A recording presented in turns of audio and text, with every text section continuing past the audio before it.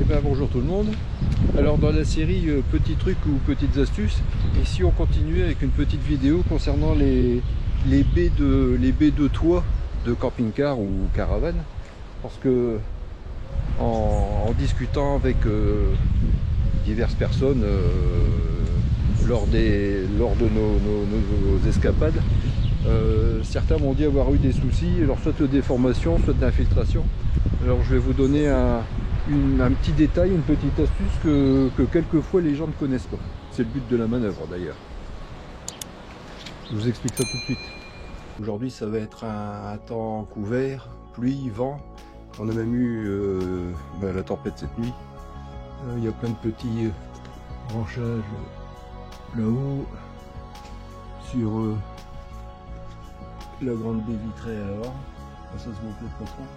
Alors je vais en profiter pour, étant donné qu'on est enfermé, pour faire comme la dernière fois avec le réfrigérateur, je vais vous parler des Velux et de la baie vitrée justement.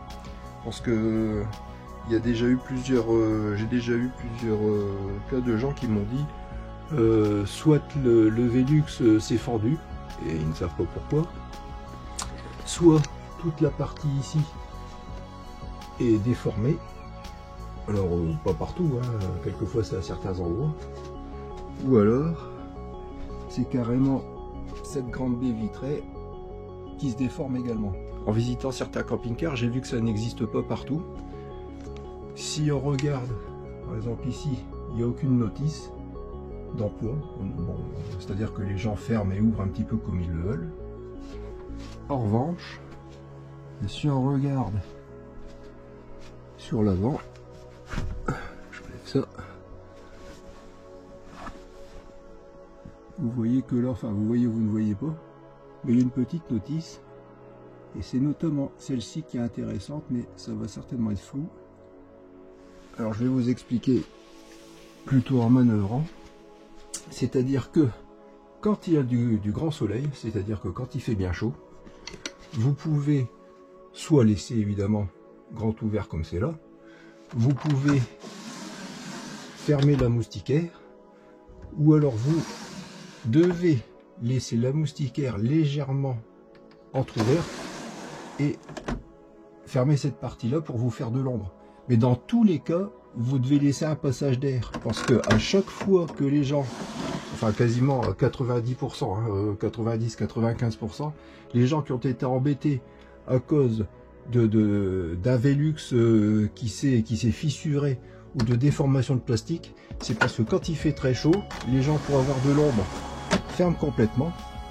Seulement, il se forme une grosse accumulation de chaleur dans cette zone-ci, et ça fait que, eh bien, comme je viens de le dire, ça n'est que du plastique.